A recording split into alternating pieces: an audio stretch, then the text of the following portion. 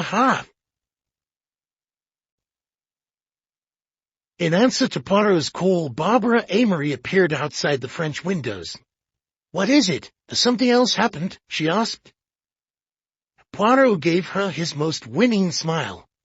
"Ah, mademoiselle," he said, "I wonder if you might be able to spare my colleague Hastings for just a minute or two, perhaps." Barbara's reply was accompanied by a skittish glance. "So, you want to take my little pet away from me, do you?" "Just for a very short time, mademoiselle, I promise you." "Then you shall, Monsieur Poirot." Turning back into the garden, Barbara called, "My pet, you're wanted." "I thank you." Poirot smiled again with a polite bow. Barbara returned to the garden, and a few moments later Hastings entered the library through the French windows, looking somewhat ashamed. "And what have you to say for yourself?" Poirot asked in a tone of mock annoyance. Hastings attempted an apologetic smile. "It is all very well to put on the grain of the sheep," Poirot admonished him. "I leave you here en garde, and the next thing I know you are promenading yourself with that very charming young lady in the garden. You are generally the most reliable of men, mon cher, but as soon as a pretty young woman appears upon the scene, your judgment flies out of the window, citadel." Hastings' sheepish grin faded, to be replaced by a blush of embarrassment. I'm awfully sorry, Poirot," he exclaimed. I just stepped outside for a second, and then I saw you through the window coming into the room, so I thought it didn't matter." "You mean you thought it better not to return to face me," declared Poirot.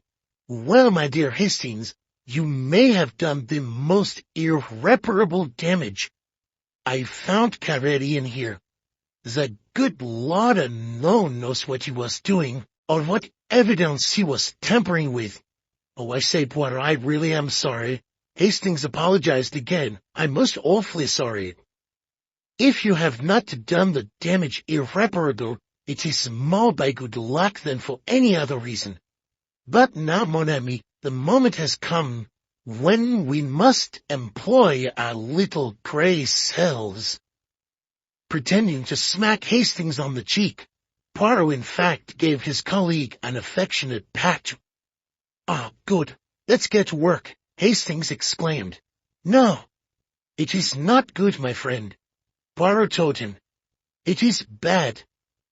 It is obscure." His face wore a troubled look as he continued. "It is dark as it was last night." He thought for a moment and then added, "But yes, I think there is perhaps an idea, the germ of an idea. Yes, we will start there." Looking completely mystified, Hastings asked, "What on earth are you talking about?"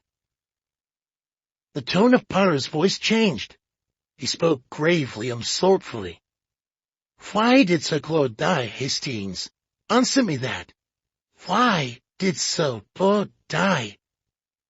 Hastings stared at him. "But we know that," he exclaimed. "Do we?" asked Poirot. "Are you so very sure?" Well, yes," Hastings responded, though somewhat uncertainly. "He died, he died because he was poisoned." Poirot made an impatient gesture. "Yes, but why was he poisoned?" Hastings thought carefully before replying. Then, "What, surely it must have been because the thief suspected," he began. Poirot slowly shook his head as Hastings continued. "Because the thief suspected that he'd been discovered." He broke off again as he observed Poirot continuing to shake his head. "Suppose, Hastings," Poirot murmured, "just suppose that the thief did not suspect." "Why, I don't quite see," Hastings confessed. Poirot moved away, then turned back with his arm raised in a gesture that seemed intended to hold his friend's attention. He paused and cleared his throat. Let me recount to you, Hastings, he declared, the sequence of events as they might have gone, or rather as I think they were meant to go. Hastings sat in the chair by the table as Poirot continued. Sir Claud dies in his chair one night. Poirot moved to the armchair, sat, and paused for a moment before repeating thoughtfully, Yes, Sir Claud dies in his chair. There are no suspicious circumstances attending that death. In all probability it will be put on to heart failure. It will be some days before his private papers are examined. His will is the only document that will be searched for. After the funeral, in due course, it will be discovered that his notes on the new explosive are incomplete. It may never be known that the exact formula existed. You see what that gives to our thief, Hastings? Yes. What? Asked Poirot. Hastings looked puzzled. What? He repeated. Security. That is what he keeps the thief. He can dispose of his booty quite safely, whenever he wishes to. There is no pressure upon him. Even if the existence of the formula is known, he will have had plenty of time to cover his tracks. Well, it's your idea, yes, I suppose so. Hastings commented in a dubious tone, but naturally it is an idea. I might not Hercule Poirot.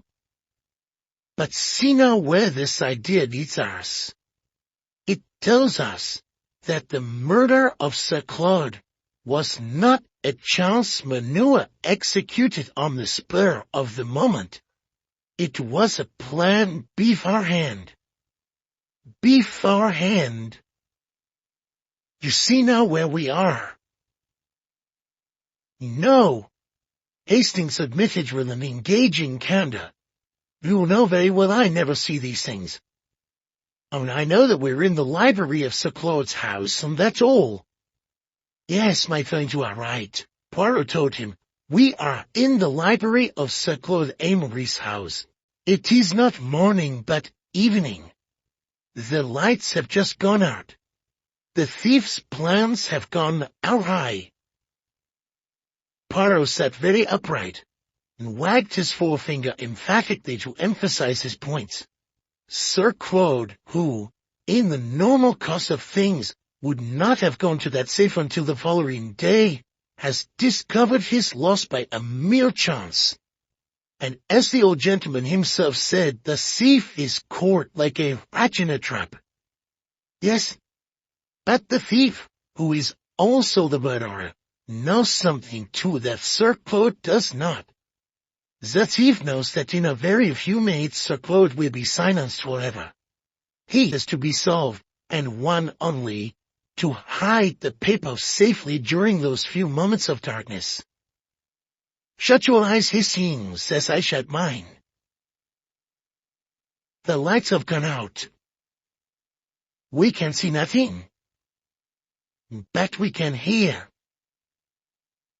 Repeat to me, Hastings, as accurately as you can, the words of Miss Amory when she described the scene to us.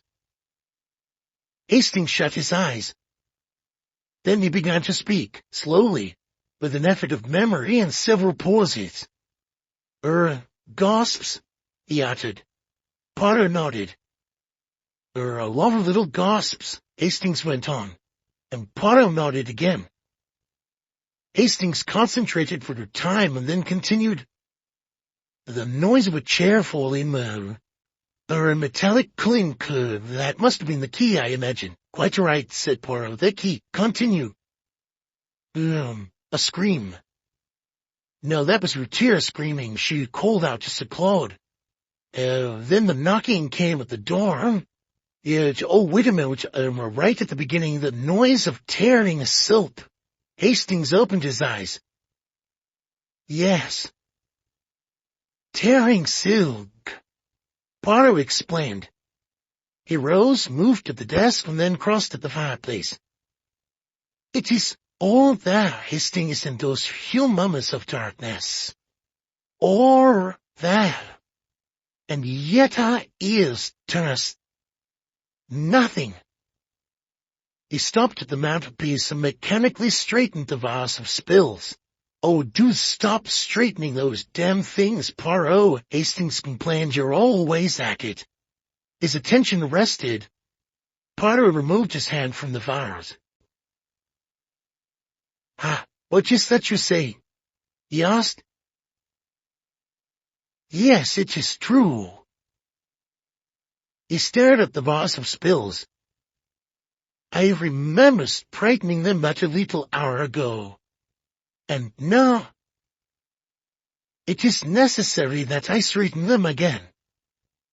He spoke excitedly. Why, Hastings? Why is that? Well, because they're crooked, I suppose, Hastings replied in a bored tone. It's just your little mania for neatness. Tearing silk, exclaimed Poirot. No, Hastings. This sound is the same. He stared at the paper spills and snatched up the bars that contained them. Tearing paper, he continued as he moved away from the mantelpiece. His excitement communicated itself to his friend. What is it? Hastings asked, springing up and moving to win. Potter stood tumbling out the spills onto the settee and examining them. Every now and then he handed one to Hastings, muttering, Here is one. Another. And yet another. Hastings unfolded the spills and scrutinized them. C-19 N-23 began to read aloud from one of them. Yes, exclaimed Poirot. It is the formula. I say, that's wonderful. Quick, fold them up again, Poirot ordered, and Hastings began to do so. Oh, you are so slow, Poirot admonished him. Quick. Snatching the spills from Hastings, he put them back into the vase and hastened to return it to the mantelpiece. Looking dumbfounded, Hastings joined him there.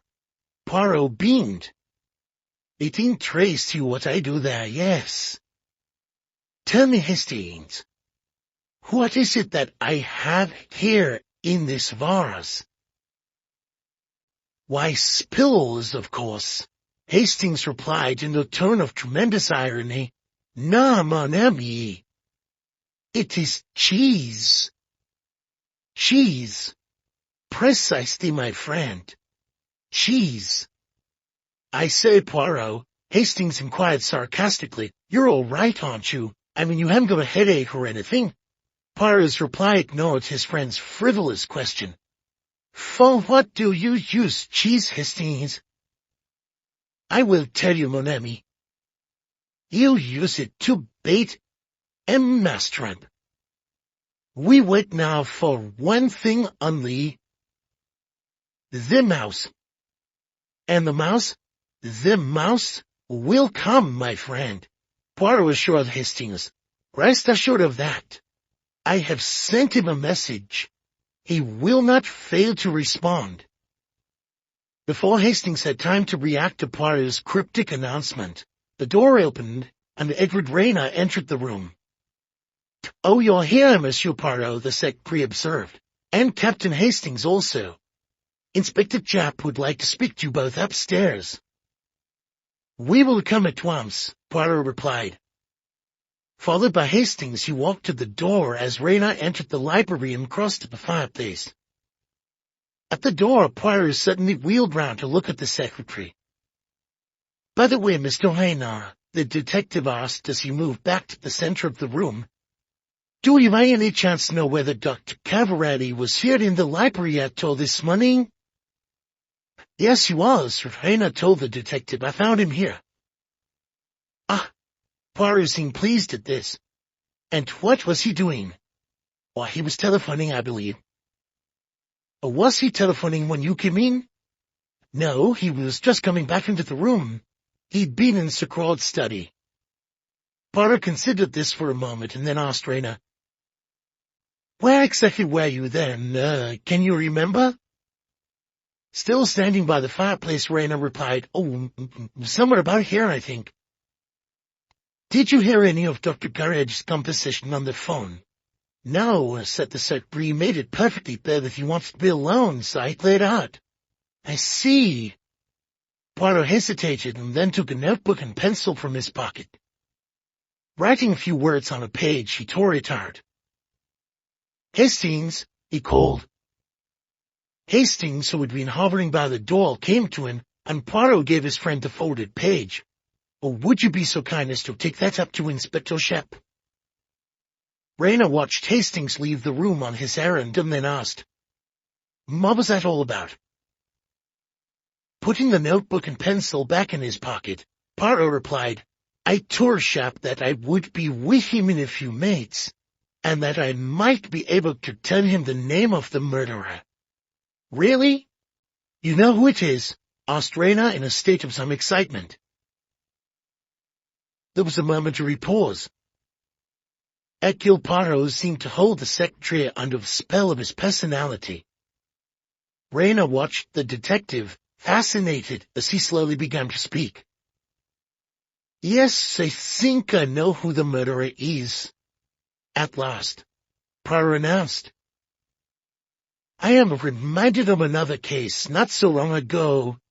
Never shall I forget the killing of Lord Edgware. I was nearly defeated, yes, I, Hercule Poirot, by the extremely simple cunning of a vacant brain. You see, Monsieur Renaud, the very simple-minded have often the genius to commit an uncomplicated crime and then leave it alone. Let us hope that the murderer of Sir Claud, on the other hand, is intelligent and superior and thoroughly pleased with himself and unable to resist, painting the lily." Poirot's eyes lit up in vivid animation. "Now, I'm not sure that I understand you," said Rayner. "Do you mean to say that it's not Mrs. Amory?" "No, it is not Mrs. Amory," Poirot told him. "That is why I wrote my little note. That poor lady has suffered enough. She must be spared any further questioning." Rayner looked thoughtful and then exclaimed, "Then I'll bet it's Corelli, yes?" Poirot wagged a finger at him playfully.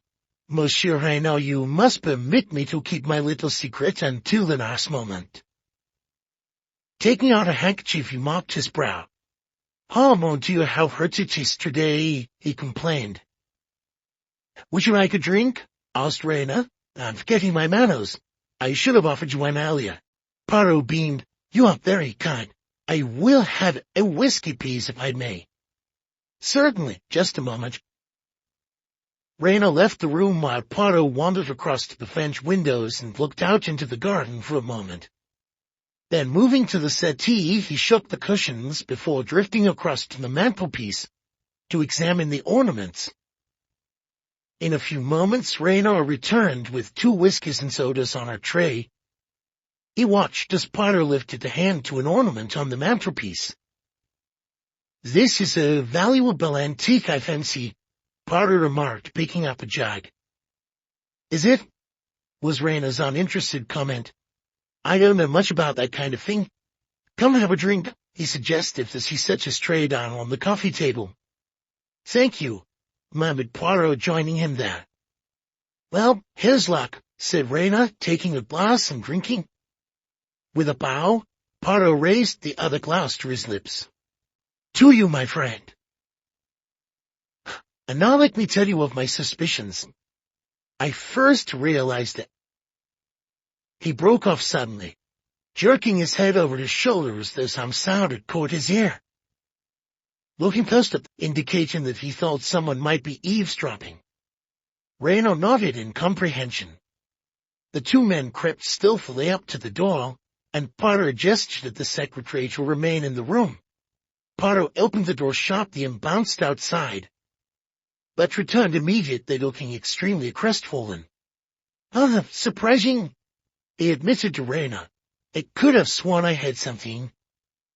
However, I made a mistake. It does not happen very often. À votre santé, my friend." He drained the contents of his glass. "Ah!" exclaimed Rena as he also rang. "I beg your pardon?" asked Poirot. "Nothing. A load off my mind, that's all." Poirot moved to the table and put his glass down. "Do you know, Monsieur Reynard," he confided, "to be absolutely honest with you, I have never become quite used to your English national drink, the whiskey. The taste, it faces me not. It is bitter." He moved to the armchair and sat. "Really? I'm so sorry. Mine didn't taste at all bitter." Rena put his glass down on the coffee table and continued. "I think you were about to tell me something just now, were you not?" Poirot looked surprised. "Was I? What can it have been? Can I have forgotten already?" "I think that perhaps I wanted to explain to you how I proceed in an investigation. Voyons. One fact leads to another, so we continue. Does the next one fit in with that? Very good. We can proceed. This next little fact. No. That is curious. There is something missing, a link in the chain that is not there. We examine, we search, and that little curious fact, that perhaps point to a little detail that will not tally, we put it here." Poirot made an extravagant gesture to his head with his hand. "It is significant. It is tremendous." "Yes, I see," Rena murmured dubiously. Poirot shook his forefinger so fiercely in Rena's face that the secretary almost quailed before it. Beware. Parez to the detective who says, "It is so small it does not matter. It will not agree, I will forget it. That way lies confusion. Everything matters." Poirot suddenly stopped and tapped his head. Now I remember what I wanted to talk to you about. It was one of those small, unimportant little facts. I wanted to talk to you, Monsieur Reynard, about dust." Rena smiled politely. "Dust?" "Precisely, dust," Poirot repeated. "My friend Hastings here reminded me just now that I am a detective and not a housemaid. He thought himself very clever to make such a remark, but I am not so sure. The housemaid and the detective, after all, has something in common. The housemaid, what does she do? She explores all the dark corners with her broom. She brings into the light of day all the hidden things that have rolled conveniently out of sight. Does not the detective do much the same?" Rena looked bored, but murmured, "That's very interesting, Monsieur Poirot." He moved to the chair by the table and sat, before asking, "But is that all you wanted me to say?" "No, not quite," replied Poirot. He leaned forward. "You did not throw dust in my eyes, Monsieur Reynard, because there was no dust. Do you understand?" The secretary stared at him intently. "No, I'm afraid I don't." "There was no dust on that box of drugs." Mademoiselle Barbara commented on the fact, "but there should have been dust. That shelf on which it stands," and Poirot gestured towards it as he spoke, "is thick with dust. It was then that I knew." "Knew what?" "I knew," Poirot continued, "that someone had taken that box down recently. That the person who poisoned Sir Claud Amory would not need to go near the box last night, since he had on some earlier occasion helped himself to all the poison he needed, choosing a time when he knew he would not be disturbed.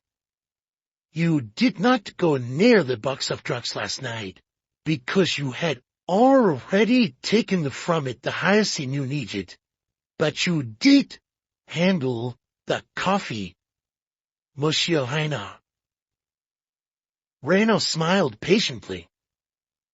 Damn me! To accuse me of murdering Sir Claud. Do you deny it? Asked Poirot.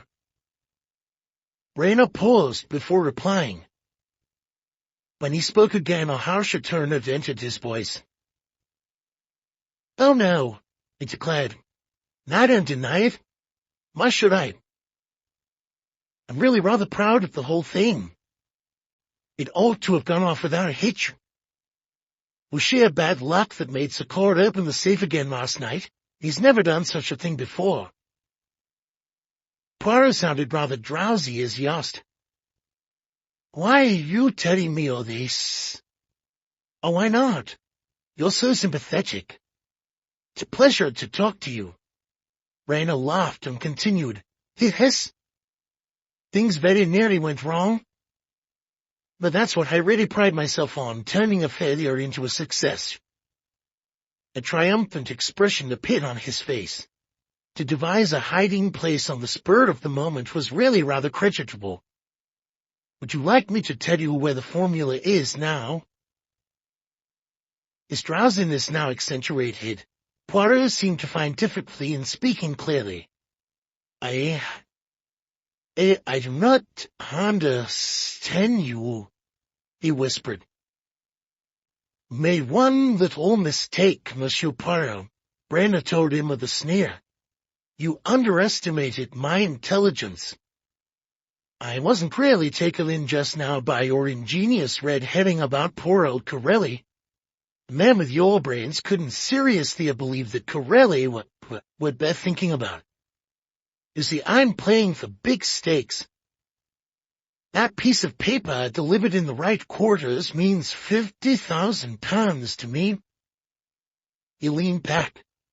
Just think what a man of my ability can do with £50,000. In a voice of increasing drowsiness, Poirot managed to reply, I do not like to think of it. Well, perhaps not. I appreciate that, Reynard conceded. One has to allow for a different point of view. Poirot leaned forward and appeared to be making an effort to pull himself together. And it will not be so, he exclaimed. I will denounce you. Hercule Poirot. Oh. He broke off suddenly. Hercule Poirot will do nothing, declared Reynard, as the detective sank back in his seat. With a laugh which was close to a sneer, the secretary continued, You've never guessed, did you? Even when you said that the whiskey was bitter. You see, my dear Monsieur Poirot, I took not just one, but several tubes of hyacinth from that box. If anything, you've had slightly more than I gave Sir Claud. Ah, mon Dieu! Poirot gasped, struggling to rise. In a weak voice he tried to call, Hastes. His voice faded away and he sank back into his chair. His eyelids closed. Reynard got to his feet, pushed his chair aside, and moved to stand over Poirot. Try to keep awake, Monsieur Poirot, he said. Surely you'd like to see where the formula was hidden, wouldn't you? He waited for a moment, but Poirot's eyes remained closed. A swift, dreamless sleep and no awakening, as our dear friend Corelli puts it, Reynard commented dryly as he went to the mantelpiece, took the spills, folded them, and put them in his pocket. He moved towards the French windows, pausing only to call over his shoulder, Goodbye, my dear Monsieur Poirot. He was about to step out into the garden when he was halted by the sound of Poirot's voice speaking cheerfully and naturally. But would you not like the envelope as well? Reynard spun around, and at the same moment Inspector Japp entered the library from the garden, moving back a few steps, Raynor paused irresolutely and then decided to bolt. He rushed to the French windows, only to be seized by Jap and by Constable Johnson, who also suddenly appeared from the garden. Poirot rose from his chair, stretching himself. "Well, my dear chap," he asked, "did you get it all?" Dragging Raynor back to the slide, "Every word, thanks to your note, Poirot. You can hear everything perfectly from the terrace there just outside the window. Now, let's go over them and see what we can find." He pulled the spills from Raynor's pocket and threw them onto the coffee table. He next pulled out a small tube. Hyoscine. Empty. Hastings, Poirot greeted his friend as he entered from the hall, carrying a glass of whiskey and soda which he handed to the detective. "You see," Poirot addressed Raynor in his kindliest manner, "I refused to play in your comedy. Instead, I made you play in mine. In my note, I gave instructions to Sharp and also to Hastings. Then I make things easy for you by complaining of the heat. I know you will suggest a drink. It is after all the opening that you need. After that it is all so straightforward. When I go to the law, the good Hastings he is ready outside with another whiskey and soda. I change glasses, and I am back again, and so on with the comedy." Poirot gave the glass back to Hastings. "And myself, I think I play my part rather well," he declared. There was a pause while Poirot and Raynor surveyed each other. Then Raynor spoke. "I've been afraid of you ever since you came into this house. My scheme could have worked. I could have set myself up for life with the £50,000, perhaps even more, that I would have gone to that wretched formula. But from the moment you arrived, I stopped feeling absolutely confident that I'd get away with killing that pompous old fool and stealing his precious scrap of paper. I have observed already that you are intelligent," Poirot replied. He sat again in the armchair, looking distinctly pleased with himself, as Jack began to speak rapidly.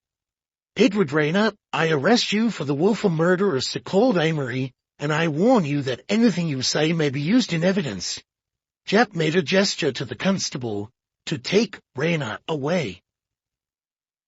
As Raynor made his exit in the custody of Constable Johnson, the two men passed Miss Amory, who was entering the library at the same moment. She looked back at them anxiously and then hastened to Poirot.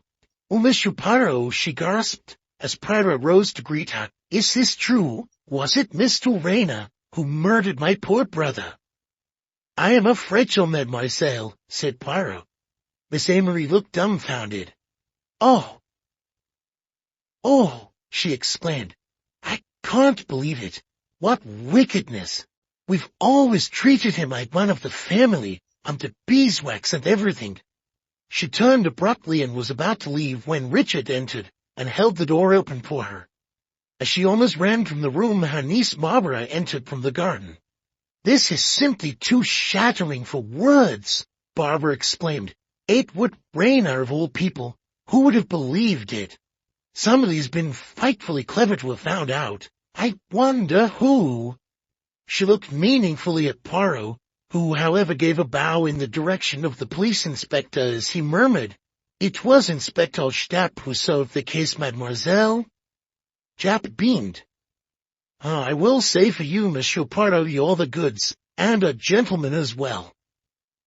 With a nod to the assembled company, Japp made a brisk exit, snatching the whiskey glass from a bemused Hastings as he did so with the words, "I'll take charge of the evidence if you please, Captain Hastings." "Yes, but was it really Inspector Japp who found out who killed Uncle Claude? Or," Barbara asked Poirot coyly as she approached him, "was it you, Monsieur Hercule Poirot?" Poirot moved to Hastings, putting an arm around his old friend. "Mademoiselle," he informed Barbara, "the real credit belongs to Hastings here. He made a remark of superb passing brilliance, which puts me on the right track. Take him into the garden, and make him tell you about it." He pushed Hastings towards Barbara and shepherded them both towards the French windows. "Ah, my pet!" Barbara sighed comically to Hastings as they went out into the garden. Richard Amory was about to address Poirot when the door to the hall opened and Lucia entered. Giving a start when she saw her husband, Lucia murmured uncertainly, "Richard." Richard turned to look at her. "Lucia." Lucia moved a few steps into the room. She began and then broke off. Richard approached her and then stopped. "You—" They both looked extremely nervous and ill at ease with each other. Then Lucia suddenly caught sight of Poirot and went to him with outstretched hands. "Monsieur Poirot, how can we ever thank you?" Poirot took both her hands in his. "So, madame, your troubles are over," he announced. "A murderer has been caught."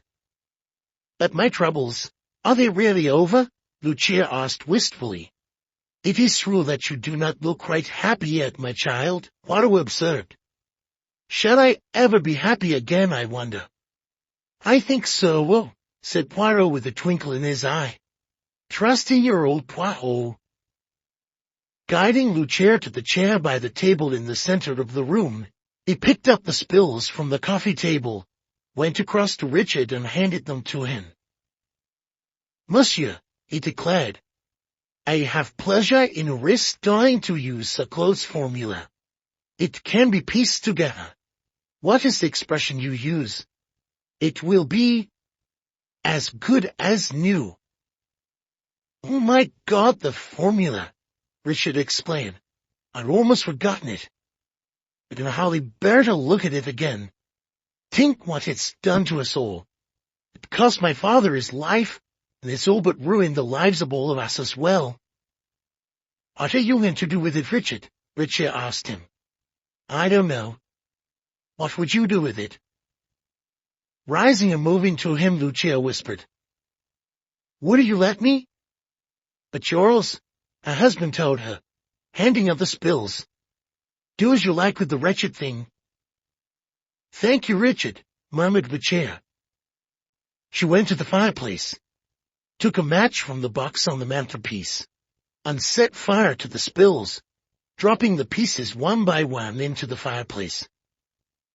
"There is so much suffering already in the world. I cannot bear to think of any more." "Madame," said Poirot, "I admire the manner in which you burn many thousands of pounds with as little emotion as though they were just a few pence." "They are nothing but ashes," Lucia sighed. "Like my life." Poirot gave a snort. "Oh, Lilar, let us all order our coffees," he remarked in a tone of mock gloom. "No, me, I like to be happy, to rejoice, to dance, to sing. See you, my children," he continued, turning to address Richard as well. "I am about to take a liberty with you both. Madame looks down her nose and thinks, I have deceived my husband. Monsieur looks down his nose and thinks, I have suspected my wife. And yet what you really want, both of you, is to be in each other's arms, is it not?" Lucia took a step towards her husband.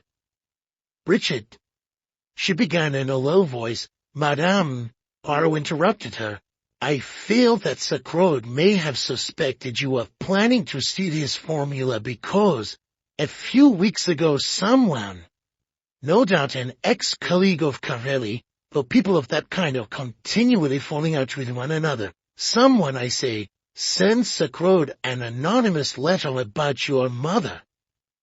But do you know, my foolish child, that your husband tried to accuse himself to Inspector Japp, that he actually confessed to the murder of Sir Claud in order to save you?" Lucia gave a little cry, and looked adoringly at Richard. "And you, monsieur," Poirot continued, "figure to yourself that not more than half an hour ago your wife was shouting in my ear that she had killed your father, or because she feared that you might have done so." "Lucia," Richard murmured tenderly, going to her. "Being English," Poirot remarked as he moved away from them, "you would not embrace in my presence, I suppose." Lucia went to him and took his hand. "Monsieur Poirot, I do not think I shall ever forget you. Ever." "Neither shall I forget you, madame," Poirot declared gallantly as he kissed her hand. "Poirot," Richard Amory declared, "I don't know what to say, except that you've saved my life and my marriage. I can't express what I feel." "Do not derange yourself, my friend," replied Poirot. "I am happy to have been of service to you." Lucia and Richard went out into the garden together, looking into each other's eyes, his arm around her shoulders. Following them to the window, Poirot called after them, "Bless you, mes enfants. Oh, and if you encounter Miss Barbara in the garden, please ask her to return Captain Hastings to me. We must shortly begin our journey to London." Turning back into the room, his glance fell on the fireplace. "Ah," he exclaimed as he went to the mantelpiece over the fireplace and straightened the spill vase. "Voila! Now, order and neatness are restored." With that, Poirot walked towards the door with an air of immense satisfaction.